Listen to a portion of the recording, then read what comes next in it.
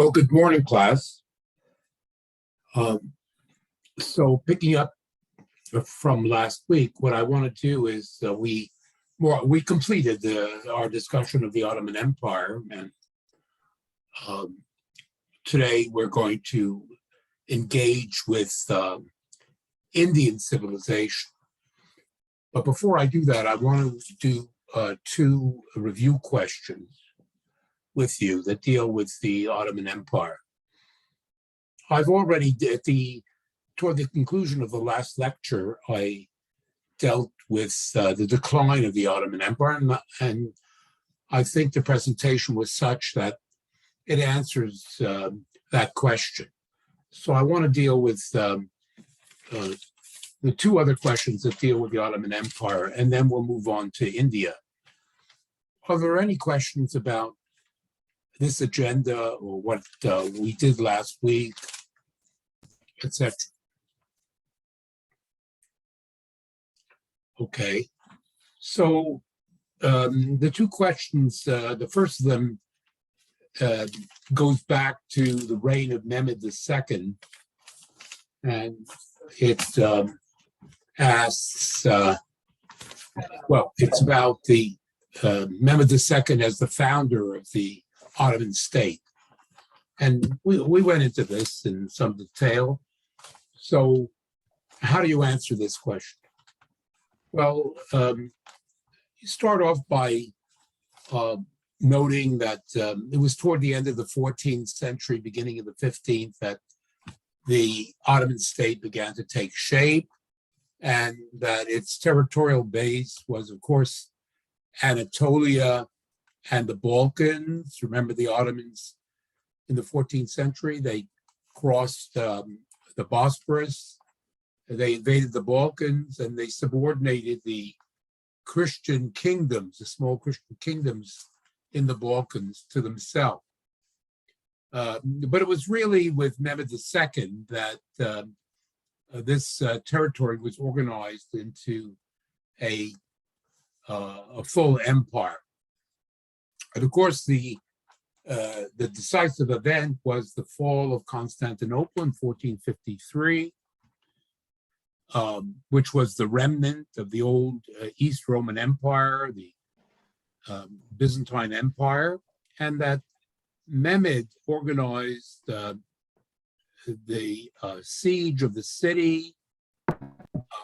He assembled a vast fleet and army, already using some of the infantry raised according to the Devzern system. That is to say, Christian boys recruited into the infantry. And of course, the Navy is mainly constituted out of the Greek population. In any case, the cannons, the guns that were used were largely serviced by Italian engineers. And after a prolonged siege, the city collapsed. And Mehmed had succeeded where many before had failed in the conquest of this last great outpost of Christianity in the Middle East. And instead of destroying the city, he conceived the idea that Constantinople, now rechristened, is that the right word? Rechristened Istanbul, would become a new Islamic Rome. And to begin this process, he ordered the army to rebuild the walls of the city and some of the destroyed buildings. And he began also to repopulate the place by ordering populations from the Balkans and Anatolia to move to Constantinople. I mean, the Sultan was an absolute power. He could just tell people, get up and move. You're deported to Istanbul, and that's what happened. Now, of course, he saw, Mehmed, of course, saw himself partly as reconstituting.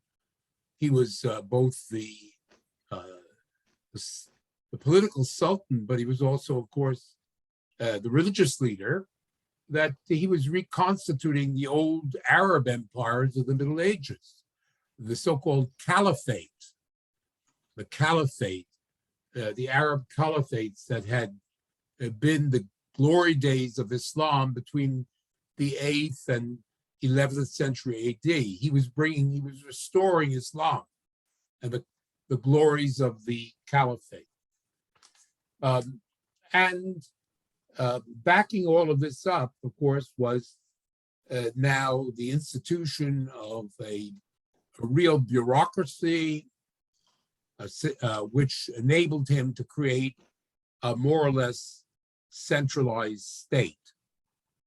And the last point is that we've already sort of suggested this.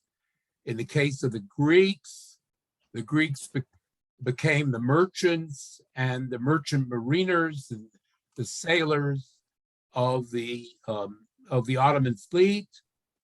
They played a large role in commerce, which of course brings me now to the Jews. Mehmed invited Jews who were suffering persecution in Spain and also in Eastern Europe to come to the Ottoman Empire, where again the Jews became merchants, bankers, manufacturers, craftsmen, and helped to strengthen the Ottoman state, which we should note that we can see the beginnings of the outline of the millet system, even under Mehmed, because the Jews and the Greeks, as well as, of course, the Armenians, were allowed to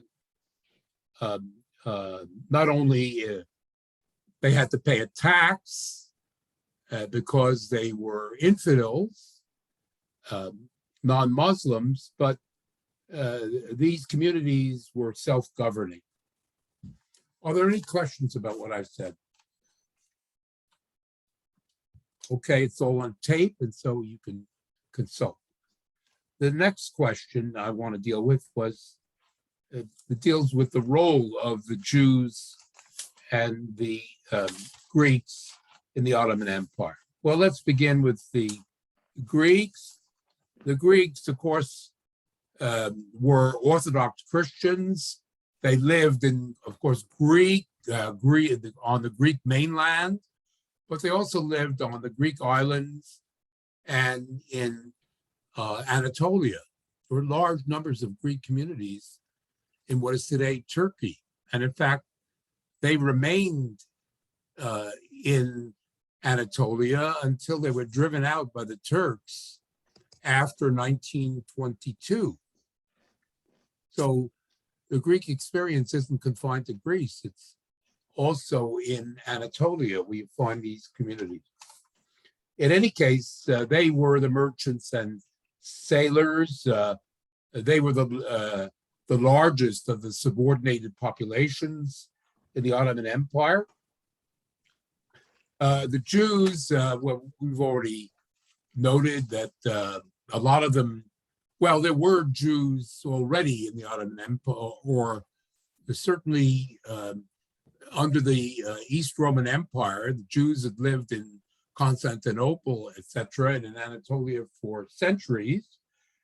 These people were known as Roman Jews or Romani. And then when Selim conquered, this is getting a little bit ahead of it, but Selim, at the beginning of the 16th century, conquered the Arab lands. There were then Arab Jews in the Ottoman Empire. But I would say, furthermore, then there are also the East European Jews coming down from the Ukraine and places like that, Poland. These are known as the Ashkenazi. The Jews of Winnipeg, for example, are Ashkenazi for the most part. And finally, there are the Spanish Jews or the Sephardic Jews coming from Spain. And they were the most well-educated and the wealthiest of the Jews. They went to North Africa, which became part of the Ottoman Empire, to Greece, and to Istanbul. And they lived, as I've explained, as part of the millet system. And you want to say something about the millet system, self-governing and so on, religious and local communities. And finally, one notes that in the course of time, the system, the Jews and the Greeks had a reasonable place within the Ottoman Empire. But as time went on, the Greeks, along with the Armenians, because they were Christians, when the French and the English, say in the 17th and 18th century, became more and more influential, the Armenians and the Greeks did well. The Jews, alongside the Muslims, were discriminated against by the West Europeans. And so their condition declined. And this decline has sort of reflected itself amongst the Muslims with mysticism, and amongst the Jews, I mentioned the last time the folly of the coming of the Jewish Messiah, Sabbatai Sevi, toward the end of the 17th century. Are there any questions about this, these two review questions? And I think it's important to sort of base your studying on the review questions, because this is what's going to be on the exam. So, and of course, it's all on tape, so you can consult the tapes. Any questions? Okay, good. Now, I want to begin today's lecturing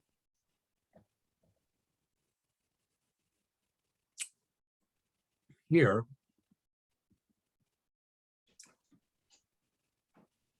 We're going to be dealing with India, as I say, but I want to just briefly say something.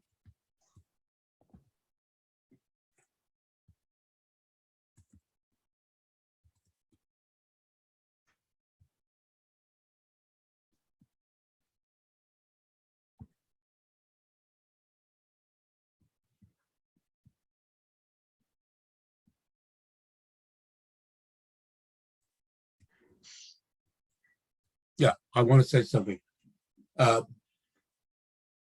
notice at the beginning of the term, if you're aware that, of course, I'm completely aware of the current political climate and all of that. And I made a conscious decision not to sort of really get into this very much. I have my views, you have your views, and so on.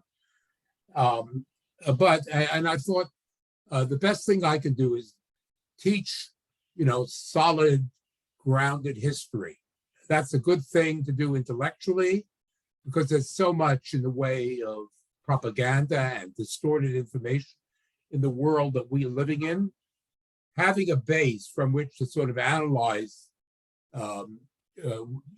politics, the media, and so on, is what you need. You need that intellectually, and you need that even from a psychological point of view.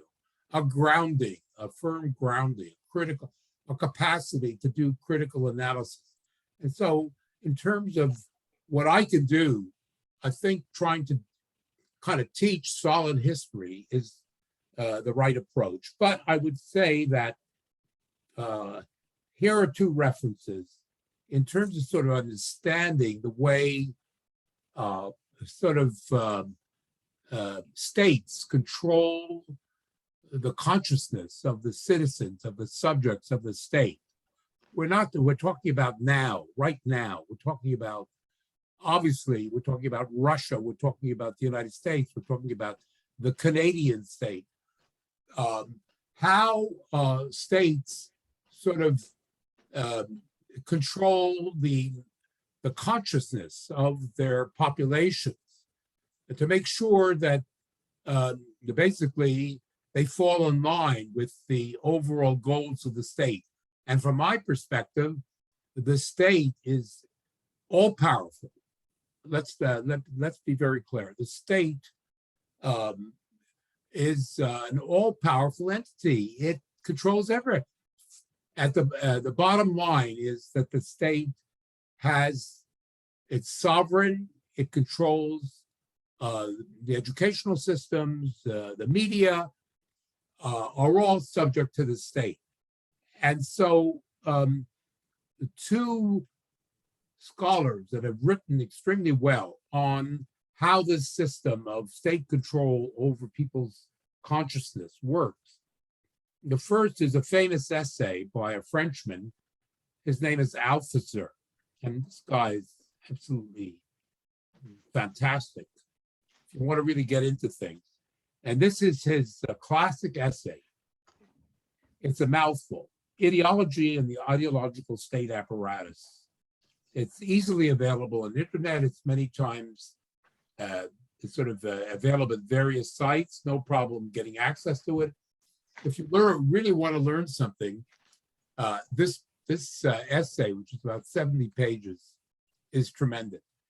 And then you have the famous Noam Chomsky. One of his key books is The Manufacture of Consent.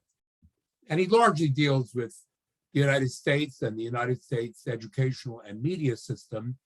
And he explains the way it works in terms of sort of mind manipulation. I recommend the book. So that having been said, we return to the lectures.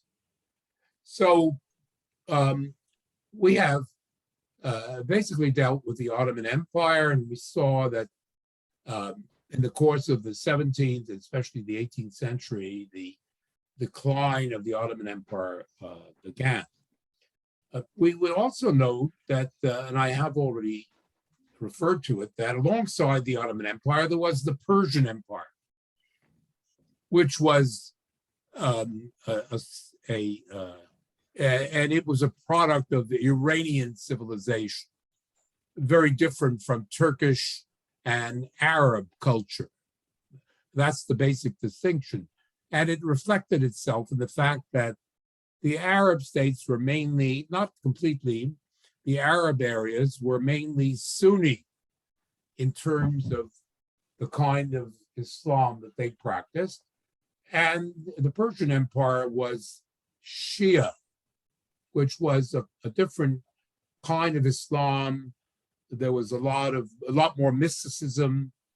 There were saints in the exemplary Muslim individuals, self-sacrificing.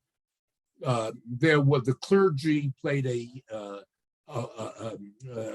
independent role in Shia Islam, which is not true in the Sunni, in the case of the Sunni. So that having been said, so we have the Ottoman Empire, then we have the Persian Empire, but we're actually now we're going to deal from the 16th century to the coming of the British around the middle of the 18th century, parallel to what was going on in the Ottoman Empire and what was going on in Europe. You have the so-called Mughal Empire. And this was also an Islamic empire. The great majority of the population of India were Hindus. And I'm going to deal extensively with the development of Hindus' culture and civilization. But for a long period, really from the 11th century onwards, especially in northern India, the Muslims dominated. The Muslims, mainly Turks, just as they took over the they constituted the Ottoman Empire, they conquered much of India, northern India, fell to Turks coming in, really from about the 10th century onwards. And they ruled over the Hindu majority for centuries until the coming of the British in the 18th century. So I want to especially this lecture devote to the Hindu civilization, because despite the domination of the Muslims over the Hindus, at the local level, India remained deeply Hindu. And so to understand this Hindu culture is what we're trying to do here this morning. Well, to begin with, we can say that we're taking a sort of a sort of a Western perspective. The first Westerners, sort of, we can say, that sort of had any kind of sense of India as a civilization were the Greeks, the ancient Greeks, classical Greece. And in that respect, there was a famous historian in the heyday of Greek civilization. His name was Herodotus. And he wrote about, he surveyed the whole world that he knew about. He talked about Africa. He talked about Europe, as insofar as he understood it. And he did refer to India. And he refers to it as Hind. You see, he refers to Hind. And of course, this is obviously a reference to what later became known as India. The word itself is actually Persian. Well, for Herodotus, as he portrays it, India is the most remote country you could imagine. It's the very margins of the inhabited known world. Herodotus' sense of India is vague. He doesn't have a precise sense of what India was all about. And he refers to all kinds of strange customs and manners, all kinds of different kinds of peoples, marvelous things, with no real sense of actually what India was really like. But I would say about Herodotus, the thing is that he did have a sense of that somehow India was very different from Greece. And what we can say about that is that, yes, India really is very different from the West. Its culture, you could say, is profoundly different from Western culture.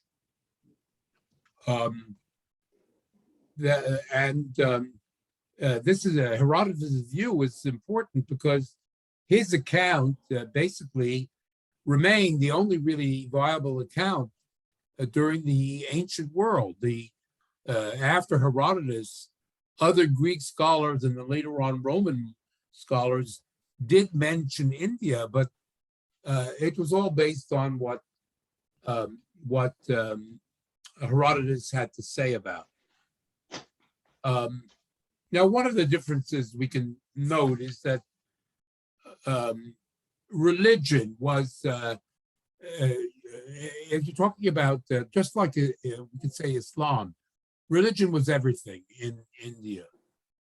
And of course, it's true of the Muslims, but it's also true of the Hindu. Hindu culture is profoundly religious. And the religious literature from the earliest days, there's a little sense of the sort of the world of society, of history, and of politics. The references are essentially religious, cosmological. What is the destiny of humankind? What is the relationship between human beings and the gods. These are the literature of ancient India is religious rather than political or historical. And this changed a little bit on when the Muslims appeared after the 10th century, in the sense that the Muslim court chroniclers wrote chronicles, so to say, historical accounts, but they were mainly about the rulers, their conquests, the extent of their reigns. Maybe there was a great drought or great flood, they would mention that. But really, some sense of history, but not very much. So what I'm basically saying is that religion colored the literature of both the Hindus and the Muslims, although the Muslims had some sense of history. Are there any questions about what I'm saying so far? It was really only after the British conquered India that English scholars, and also we should say German scholars, they began to sort of investigate Indian culture, its religious culture, but they also took an interest in what was the real history of India. And so the first real accounts that we have of the course of Indian history actually come from English and German scholars of the 19th century. And I would say that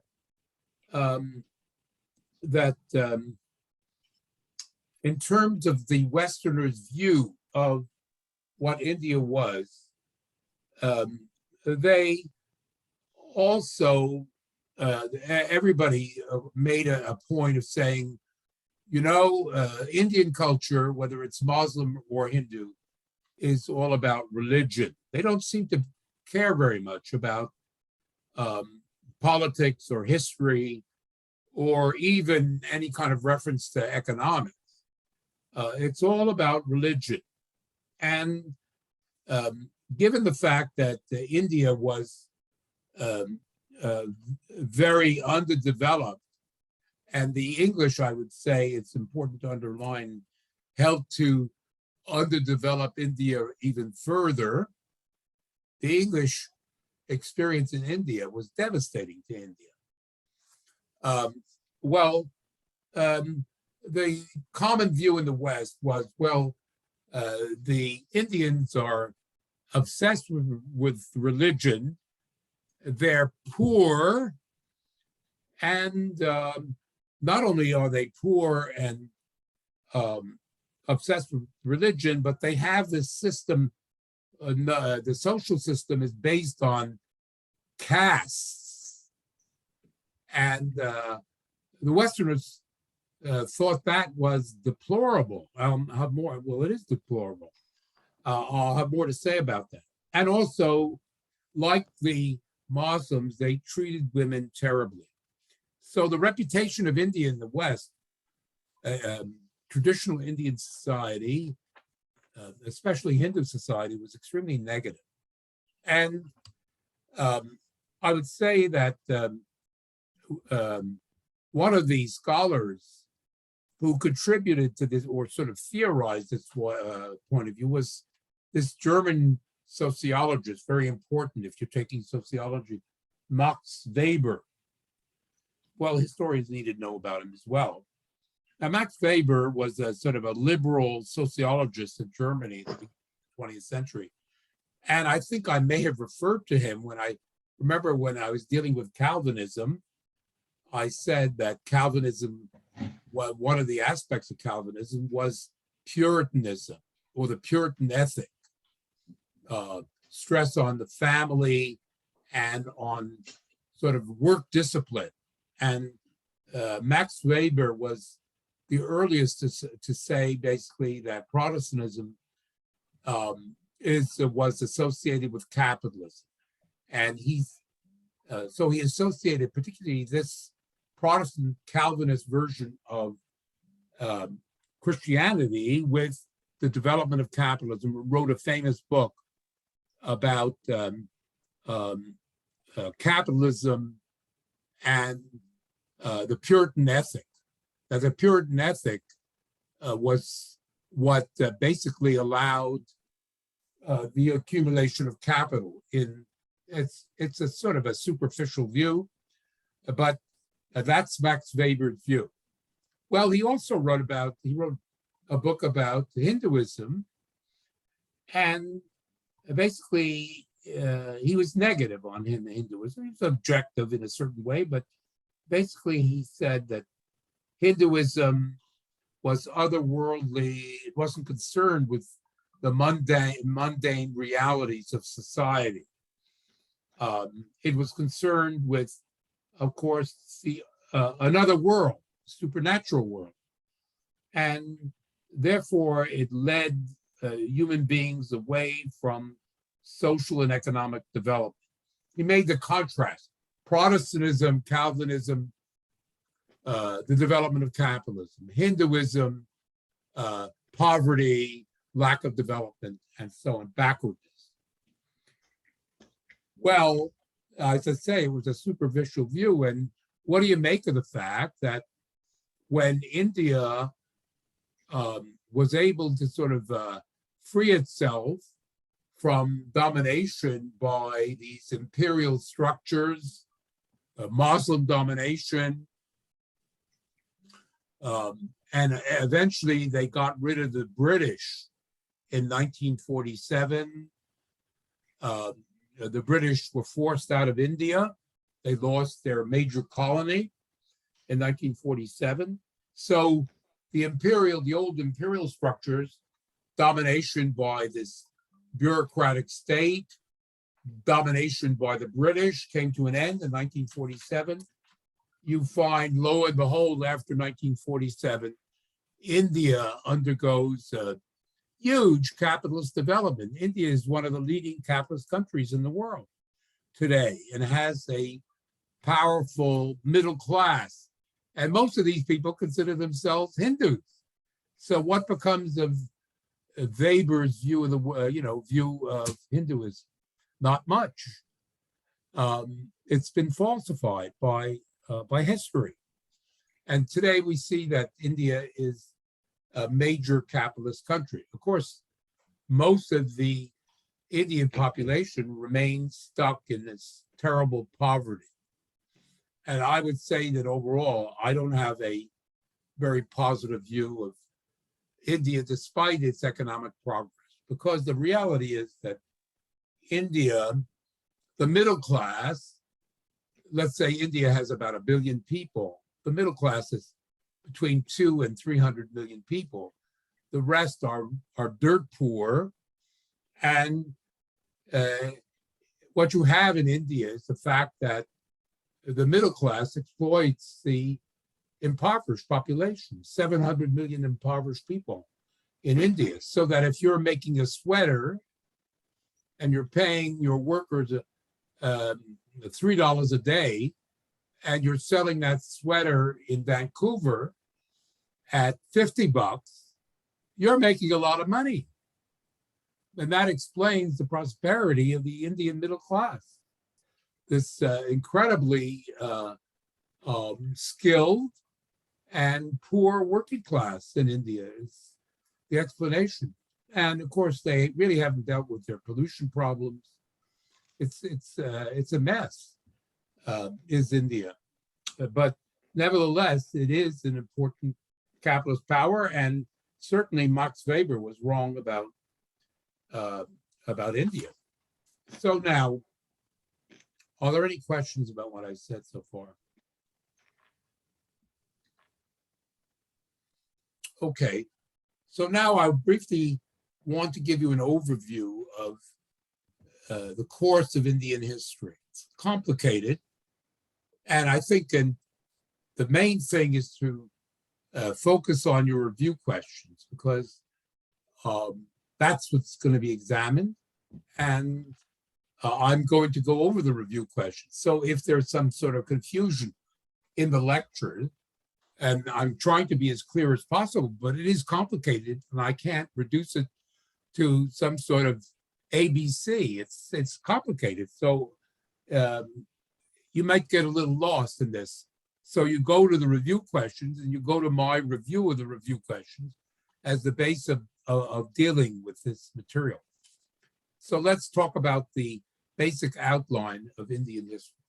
Well, the first period, there were no Muslims there. So you have a long period, we can call this the Hindu period. And it lasts most of Indian history. Starts 2600 BC. Remember, Mesopotamia was the earliest, that's 3500 BC. Well, civilization began to emerge in India around 2600 BC, and it lasted into the Middle Ages until around 1200. And then the second period is the Muslim period, the period the Muslims came in starting in the 8th century, but their conquest wasn't fully consolidated until 4 centuries later, around 1200. And it lasted during the late Middle Ages and early modern period that we're mainly concerned with, until the British conquered India around 1750. Then comes the period of English colonialism. The English ruled India between 1750 and 1947. And India was very good to Britain. The English considered India the jewel of the empire. That was the name they had for India, the jewel of the empire. Why was that? Well, because there was an enormous transfer of surplus from India year in and year out. From India, the surplus is produced in the form of state taxation and various other mechanisms. The English were able to sort of, some scholars claim, actually finance their industrial revolution out of the surpluses drawn out of India during this period. And finally, the period of independence, 1947, which was a period, as I say, of both tremendous economic growth, but also an intensification of poverty. So let's start at the beginning. And this is the civilization of the Indus Valley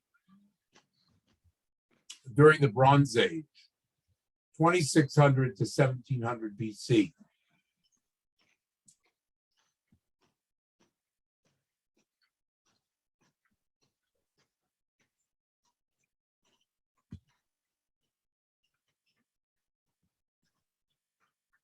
And here it is, folks, right here.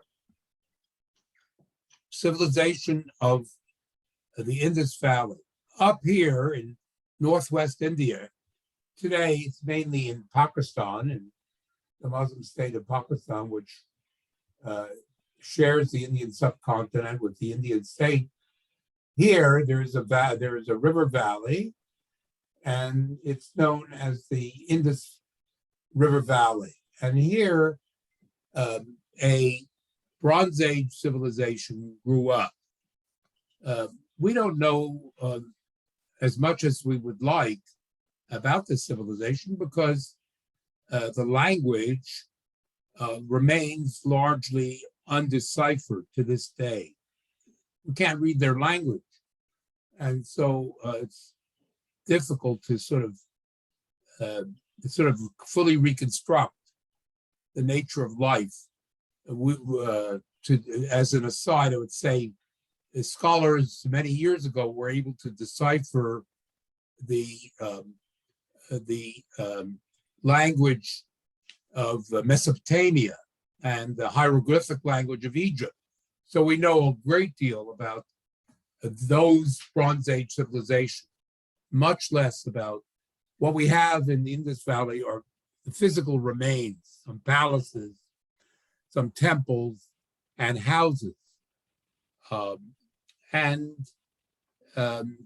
the what we know is that certainly there was agriculture, there were plows, there was irrigation, and even water purification. There were obviously kings and priests, and we know that scholars have been able to identify some of the gods that these people worshipped, which seem to be incorporated into the Hindu religion. Like one of the principal gods of the Hindu religion is Shiva, the god Shiva. Well, it seems that Shiva dates back to this Indus Valley civilization. And we also, so that's what we know about this civilization. I'm obviously, this is a short course to say the least. But then 1700, it seems that the Indus Valley civilization declined.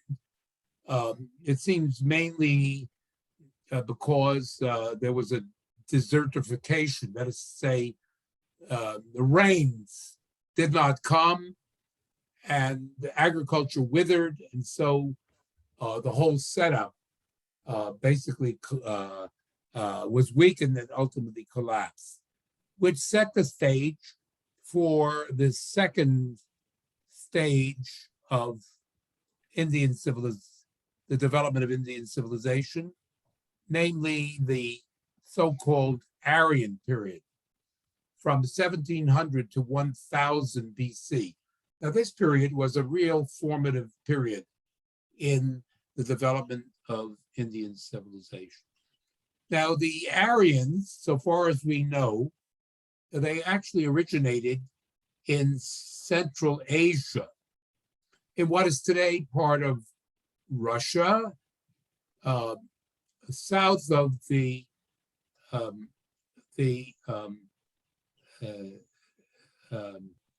the sort of east of the Ukraine, and north of the Black Sea. This was apparently the center of this Aryan civilization. And these people, it seems, and I'm stressing that, elements of these Aryans invaded India. And these people were pastoral people. They were not, at the beginning, they were not agriculturalists. They conquered the agricultural populations of India, imposed themselves. They used horses and chariots. They had cattle. They kept cattle. And they collected tribute from the village populations that were under them. Now, they're important because, in the first place, they brought with them their languages. And their languages, let me see if I can.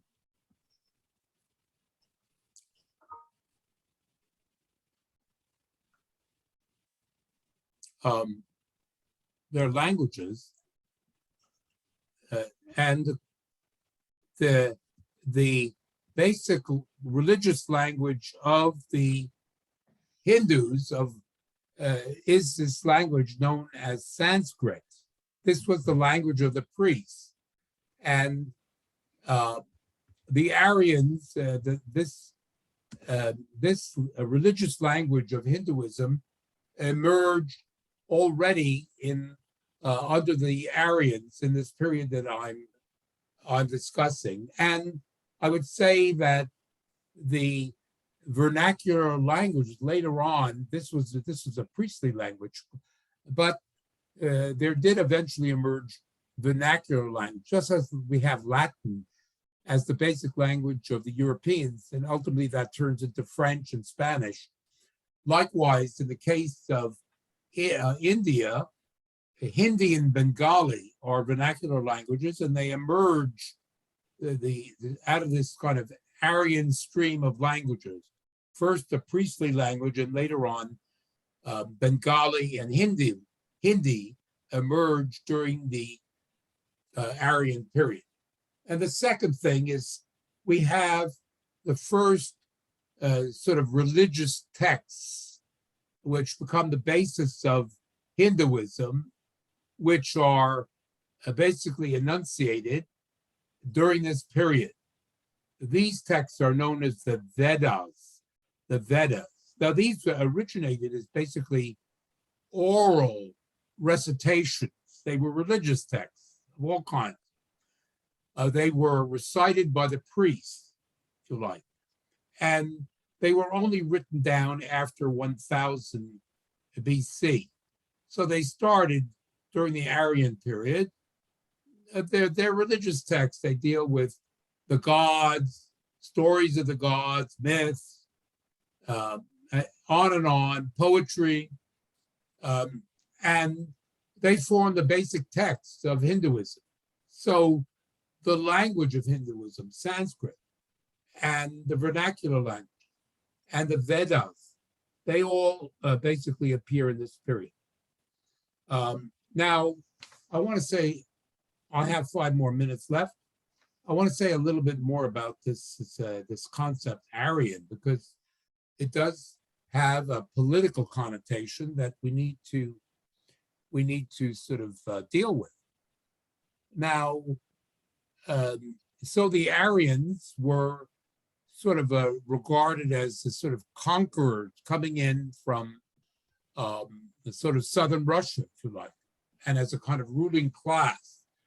Well, these scholars, German and British, who began to sort of study the history of India, conceived these Aryans as a kind of conquering race, if you like. And this idea of the Aryan conquering race plays a role in both India and in Europe.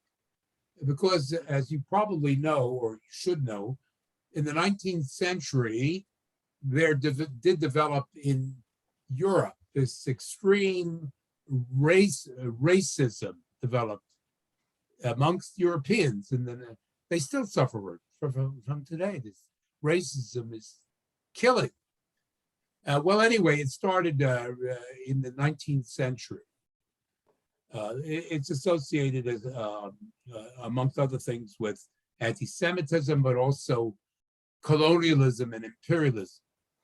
And the scholars who were writing back in the 19th century, British, French, German, conceived these Aryans as a kind of conquering race in India.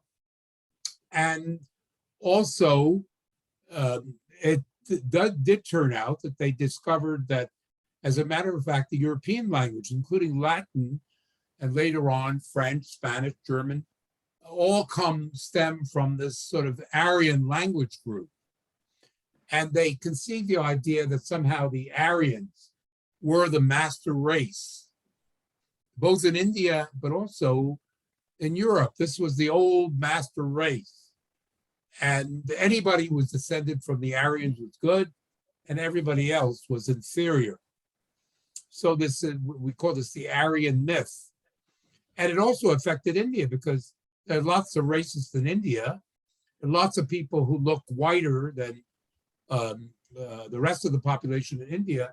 And these people, these whiter people, they're often from the upper caste, from the Brahmins. In terms of their racism, they also invoke the Aryan myth. Well, it's all bunk. It's all complete bunk.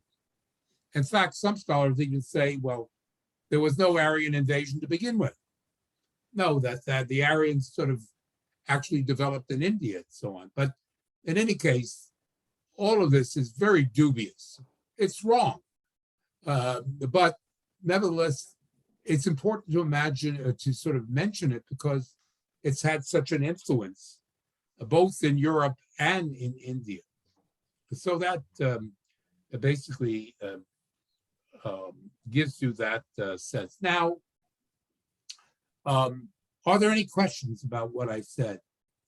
Something that you didn't get, or so and so on? A point that you want to make, and so anything that pops up. Okay, so now I want to talk about the emergence. Remember, there were no, during the Aryan period, civilization disappeared. There were obviously the villages, and the Aryan rulers were pastoralists, but there were no towns. Well, the revival of civilization began in India after 1000 AD. Sorry, 1000 BC. And instead of being in the Indus Valley, it occurred in the most important river system of India, along the Ganges River, which you can see rises it's watered by the Himalayas, the Ganges, which is this great river that runs into the Bay of Bengal. It's in this region. And it's the time that we're talking about a year 1000, the Ganges River Valley was covered with jungle. It's jungle. But by about the year 1000, you have the beginnings of the Iron Age. Bronze and copper are replaced by iron, which is a much stronger metal. And with the coming in of iron, with the coming in of the iron axe, the coming in of the iron tip plow, the populations in the Ganges River began to clear the jungle, and based on the irrigation that the river made possible, a very dense system of villages and small states emerged in the Ganges River Valley, and we will go further in the next class.